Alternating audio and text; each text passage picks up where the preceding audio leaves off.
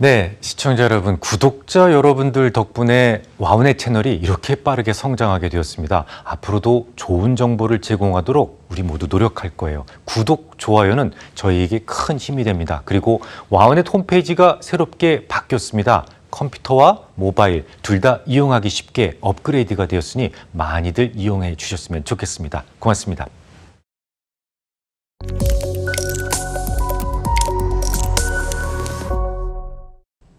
안녕하세요. 대박전국 프리미엄 1부 황서연입니다.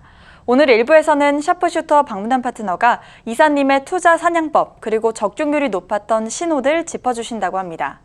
그럼 방문한 파트너의 스페셜 리포트 지금 바로 시작합니다.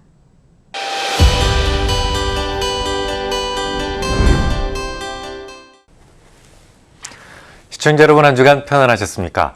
여러분들은 구체적으로 어떤 경우에 투자를 결정하시나요? 오늘은 지난 수십 년 동안 적중률이 제법 높았던 세 가지 신호들에 대한 평가, 그리고 제가 기회를 포착하는 여러 가지 기준 중에 하나를 설명드리도록 하겠습니다. 먼저 기존에 가장 인기 있었던 방법들부터 한번 보죠. 첫 번째는 PER의 역수와 그리고 10년물 트레저리 펀드를 비교하는 방법이 있어요. 이 전설적 투자자죠. 워렌 버핏이 주로 사용했던 방법이기도 하는데요. 투자 자산이라는 것은 결국은 주식, 채권, 그리고 부동산, 대안투자 이렇게 나눌 수가 있는데요. 그 중에서도 가장 상호 연관성이 많은 전통적 투자 자산이라면 주식과 채권을 이야기를 합니다. 이 두 가지를 비교해서 어떤 자산이 조금 더 싼지를 보고 그 비중을 능동적으로 싼 쪽으로 좀 더 조절하는 것을 말합니다. 좀 더 자세하게 설명을 드리면 PER이라는 게 뭡니까? Price Earning Ratio. 그러니까 현재 벌어들이는 이익에 대비해서 주가가 어느 정도 수준인지를 보여주는 지표예요. 근데 이걸 뒤집으면 기대 수익률이 됩니다. 예를 들어서 현재 PER이 20이라고 가정해 보면 1 나누기 20은 5%가 되겠죠. 그러니까 5%의 수익을 기대할 수 있다는 걸 의미합니다. 같은 시기에 장기 채권 수익률이 2%라면요. 채권은 2, 주식은 5. 이렇게 되면 누가 더 높습니까? 주식에 투자했을 때 기대 수익이 훨씬 더 높기 때문에 주식 비중을 늘리고 채권 비중을 줄이는 거죠. 하지만 이런 방식을 저는 선호하지 않습니다. 우선 기대 수익과 확정 수익을 동등하게 보는 것 자체가 말이 되지 않습니다. 또한 두 자산에 대한 위험도 그 성격이 완전히 다르기 때문에 마치 발음만 같고 전혀 다른 자동차 할 때 차와 이게 음미하는 차, 이걸 비교하는 것처럼 웃기는 일이 될 수가 있어요.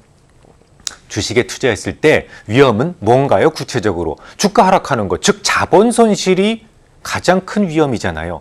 물론 채권에도 이자율 등록에 따른 자본 손실 위험이 있긴 합니다. 하지만 만기까지 보유한다라고 가정한다면 자본 손실 위험은 고려하지 않습니다. 그 대신 물가 상승에 대한 위험이 특히 고려돼야만 하거든요.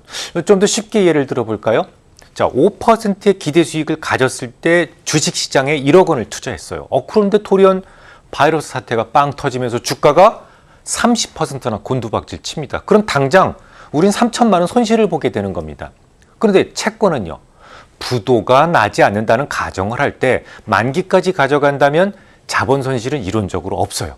자, 똑같은 시기에 채권에 1억 원을 투자했고 똑같은 시기에 바이러스 사태로 주가가 30% 빠졌다고 하더라도 채권에 투자한 원금 1억 원은 모두 만기에 찾을 수 있단 말이죠. 그러니까 주식에 대한 투자는 말 그대로 기대 수익이고 채권에 대한 수익률은 거의 확정된 수익률이라는 건데 이걸 단순하게 비교하는 것은 옳지 않아요. 채권은 물가 상승이라는 리스크에 대신 매우 취약합니다. 자, 채권 수익률 2%에 1억을 투자했고 만기 5년이 지났어요. 그러면 원금 1억 원과 더불어서 그동안의 이자로 1,000만 원을 받았겠죠? 그러면 1억 1,000만 원이 남아 있어야 됩니다.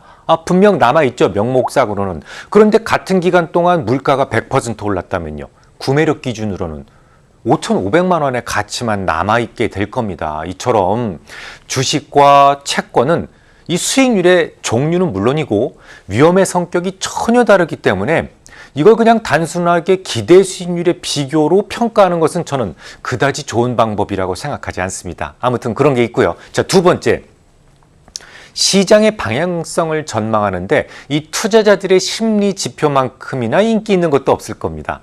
그 중에서도 지난 수십 년 동안 증시 타이머들에게 가장 보편적인 참고 지표였던 것이 HNNSI, 허버트 나스닥 뉴스레터 센티멘트 인덱스라는 거예요. 요게 미국에서도 저와 같은 전문가들이 많을 거 아닙니까? 저 같은 전문가들이 비중을 축소한다, 비중을 늘린다 이런 의견을 뉴스레터를 기록한 자료들이기 때문에 그러니까 HNNSI는 결국 저 같은 증시 전문가들의 비관과 낙관을 지수화한 지표라고 보시면 돼요. 물론 전문가들의 생각과 반대로 가면 맞습니다. 증시가 하락할 것이다라는 전문가가 많아지면 반대로 주가는 상승을 했고 부끄럽지만 낙관론이 커지면 증시는 어김없이 하락했다는 것이죠. 여기 지난 수십 년 동안 거의 오차가 없었어요. 그런데 아쉽게도 최근에는요, 이것도 거의 쓸모가 없어져 가고 있습니다. 지난 5월 주가를 기준으로 실제 예를 들어 볼까요? 이게 나스닥을 기본으로 하니까 미국 나스닥을 기준으로 잡겠습니다. 미국 나스닥은 딱 5월 12일까지 하락했어요. 하락폭은 달랑 한 5.5% 정도에 불과했죠. 그런데 이 시기에 HNNSI에서 보여준 증시 익스포저는 무려 98%포인트나 축소가 됐습니다. 고작 주가는 5.5% 하락했어요. 그런데 시장의 투자 심리는요, 모든 주식 포트폴리오를 들러 엎어버려야 된다라는 정도의 거의 최악 수준까지 악화되었다는 건데요. 그렇지만 그로부터 다시 5월이 끝나는 시기까지 나스닥은 한 3.5% 정도 상승을 했습니다. 같은 시기에 HNNSI는 무려 67%포인트나 상승을 합니다. 예전에는 주가가 하락을 해도 비관론이 그렇게 빠르게 커지지 않았고 주가가 올라도 낙관론이 천천히 상승을 했는데 요즘에는 약간만 움직여도 이건 그냥 하늘하고 땅으로 오가는 것이 이게 뉴노멀이 돼버렸습니다. 이유가 뭘까요? 너무 빠른 정보 때문입니다. 이 과거와는 달리 지금은 유튜브 그리고 페이스북 같은 곳에서 시장의 여러 가지 악재나 호재를 거의 실시간으로 보여줍니다. 그러니까 재료가 반영되는 속도가 예전에 비해서 빠를 수밖에 없어요. 이제는 투자자들의 심리 지표도 다소 여러분들이 수정을 해서 보실 필요가 있습니다. 예를 들어서 시장은 상승하는데 낙관론이 커지거나 시장이 하락하는데 비관론이 커지는 거 이건 이제 무시하셔도 될 것 같아요. 그보다는 시장이 하락했는데 비관론이 덩달아 커지지 않을 경우 혹은 시장이 강세를 보이고 있는데 낙관이 상대적으로 덜 커질 때 이럴 때가 중요합니다. 전자의 경우는 조금 더 하락할 가능성이 높구나 이렇게 보시고 후자의 경우는 여기서 더 상승할 가능성이 높겠구나 이렇게 보시는 게 좋을 것 같습니다. 자, 세 번째 말씀드리죠. 각종 스프레드의 활용법인데요. 그 중에서도 가장 중요한 것은 신용 스프레드입니다. 시장의 위기가 커지고 작아지는 것을 적나라하게 보여준다는 점에서 그동안 매우 강력한 신호로 참조되어 왔었죠. 하지만 이 도구는 이제 박물관으로 보내야만 될 것 같습니다. 최근에 연준은 시장 위험이 커지는 순간에 적극적으로 회사채 시장까지 개입한 적이 있어요. 그 순간부터 이 지표는 죽어버린 겁니다. 신용 스프레드가 이렇게 벌어져야 될 시기에 제대로 벌어지지 못했고 또 과잉 유동성으로 인해서 리스크 프리미엄마저도 충분히 반영시키지 못하고 있기 때문이죠. 자, 그러면 제가 기회를 포착하는 방법을 설명드리죠. 저는 앞으로 전개될 재료들 그리고 그 재료들에 대한 시장의 반응을 우선적으로 봅니다. 무슨 소리인지 모르시겠다고요? 실제 예를 들어 설명드리면 간단하게 이해가 가능하실 것 같아요. 저는 지금 고객들을 위해 제공하는 해외 ETF 랩 계정에 석유 ETF를 꽤 오래전부터 담아두고 있습니다. 물론 수익도 많이 나 있죠. 캐나다와 미국 북서부는 온통 열돔 현상 때문에 마치 지구가 종말을 향해서 간다고 생각하는 있는 이 마당에 화석연료에 대해서 투자했다고? 이거 어이가 없는 일이죠. 사실 제가 석유 ETF를 편입했던 이유가 바로 그겁니다.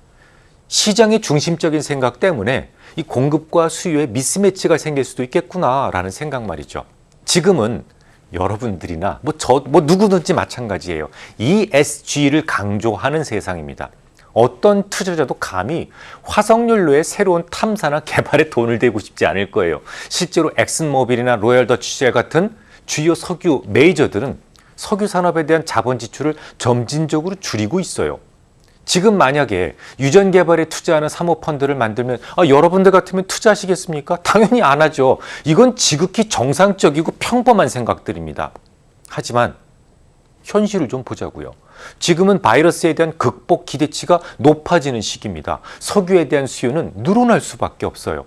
물론 재생에너지의 영향력이 점진적으로 커지겠지만 워낙 투자를 하지 못했기 때문에 향후 수년 동안 석유 수급은 오히려 타이트해질 가능성이 높습니다. 물론 저 혼자만의 생각은 아니에요. 오페크의 세계 원유 전망 보고서를 보면 하루 원유 수요가 2019년도에 9,100만 배럴이었던 것이 2030년이 되면 9,770만 배럴로 아주 작게 증가할 것이다라고 주장합니다. 이건 재생에너지에 대한 비중 확대가 이미 고려된 수치예요. 보고서에서는 재생에너지의 장기 성장률을 연간 6% 정도로 보았습니다. 자, 2030년까지라고 말씀을 드렸는데 석유 수요가 증가한다고 그랬어요. 제가 떨어지는 게 아니라. 여기에 대해서 혹시 불만족스러우신가요? 생각해 보세요. 아무리 태양광과 풍속이 있다고 해도 초음속 전투기에 건전지를 매달 수는 없지 않겠습니까? 궁극적으로는 언젠가는 이 세상 에너지가 완벽한 그린 수소로 바뀔 겁니다. 하지만 그 과도기 동안에는 석유에 대한 수요가 이렇게 절벽처럼 급감하는 것은 아니란 얘기죠.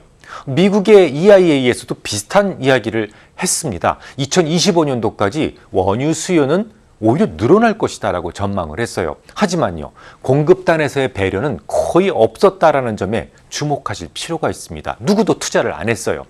예전에는 유가가 상승하면 곧장 설비 투자가 수반되었습니다만 지금은요, 유가가 올라도 예전처럼 그렇게 왕성한 투자를 기대하기도 어렵습니다. 이미 지난 6월 3일 방송에서 거론해 드렸듯이 유가 선물이 마이너스까지 빠졌던 그 고통스러운 기억은 100년 전 일이 아니에요. 10년 전 일이 아닙니다. 고작 1년 전 일입니다. 지옥만큼이나 고통스러웠던 기억이 모두 치료되기에는 너무도 짧은 시간이라는 것이죠. 뿐만 아니라 유가는 그 이전부터도 하락을 했거든요. 2018년도에도 유가는 18%나 하락했어요. 그 이듬해에도 12%나 하락했었기 때문에 이 석유 개발업자들은 앞으로 한 수년 동안은 저 석유 펌프 쪽을 보고 소변도 보기 싫을 겁니다. 하지만 말이죠. 미국은 독특하게도 드라이빙 시즌이라는 게 있어요. 워낙 땅덩어리가 넓다 보니까 휴가철에 자동차를 끌고 여행하는 것이 일반인들의 소박한 행복입니다. 그런데 작년에는요, 코로나19으로 인해서 드라이빙 시즌 전체가 없어져 버렸어요. 그러니까 올해는요, 더욱 수요가 커졌을 겁니다. 증시는 저에게 매년 새로운 아주 신비로운 경험을 해주게 만드는데요. 작년에는 이 실물 자산인 석유가 마이너스 가치로 하락하는 것을 보여주더니만 올해에는 중고차가 새 차보다 비싸게 거래되는 것을 보여주고 있어요. 자, 신차라고 하는, 새 차라고 하는 것은 공장도 가격이라는 것이 정해져서 아예 나오죠. 그러니까 수급이 딸린다고 해서 못 팔면 못 팔지 가격이 오르지는 않습니다. 하지만 중고차는요, 파는 사람과 사는 사람의 의지가 부합되는 곳에서 그냥 가격이 결정됩니다. 현재 미국에서는 중고차 16개 모델에서 가격이 신차보다도 더 비싸지는 역전 현상이 벌어지고 있어요. 왜 그럴까요? 드라이빙 시즌에 그만큼 더 많은 사람들이 밖으로 나가기 시작했다는 것을 의미합니다. 그러니까 석유 시대라고 하는 하나의 커다란 세대가 가고 재생에너지라고 하는 새로운 시대가 오고 있는 상황에서 이 투자와 수요의 일시적 미스매치가 최근 유가 상승의 가장 큰 이유가 될 수 있다는 얘기죠. 사실 이런 일은 과거에도 빈번하게 일어났어요. 진공관에서 트랜지스터로 넘어갈 때 누구도 진공관에 대한 투자를 하지 않았죠. 하지만요, 업계에서는 진공관이 반드시 필요한 곳이 남아 있었기 때문에 이 진공관 가격이 천정부지로 뛴 적도 있었습니다. 백열전구에서 LED 조명으로 바뀔 때도 그랬고, 최근에는 정말 반도체 공정에서도 그런 일이 있었죠. 너도 나도 이 선단 공정에 대해서만 투자하다 보니까 이른바 레거시 공장에서 나올 수밖에 없는 전력 반도체, 컨트롤러, 자동차용 반도체도 지금 가격이 천정부지로 뛰었잖아요. 물론 석유 시장에 한 가지 위험 요인도 있습니다. 바로 오펙의 와해 위험이죠. 지금까지 오펙을 실질적으로 이끌어왔던 양대 산맥이 사우디아라비아와 아랍에미리트예요. 이 둘의 끈끈했던 우정이 바로 예멘에서의 대리전쟁 이후로 끊어질 위험이 커졌거든요. 만약 이 두 나라 간의 결속이 훼손된다면 장차 오펙이라고 하는 이익단체는 역사 속으로 사라질 수도 있다는 점이 유가에는 단기적인 악재가 될 수 있단 말이죠. 하지만 괜찮아요. 저는 그로 인해서 유가가 확 빠지게 되면 오히려 석유에 대한 비중을 조금 더 늘려볼 생각입니다. 자, 그럼 시장에 대한 접근법은 어떨까요? 비슷하게 적용을 시킬 수가 있어요. 우선 뭘 중요하게 생각을 한다고요? 지금 시장에 참여자들이 어떤 생각을 중점적으로 하고 있는가를 먼저 찾으셔야 돼요. 어떤 생각을 하고 있습니까? 여러분들 지금 어떤 생각을 하고 있어요? 델타 변이가 타격을 줄 수 있다. 맞습니까? 또 미중 간 무역 전쟁이 언제든지 격화될 수 있다. 맞습니까?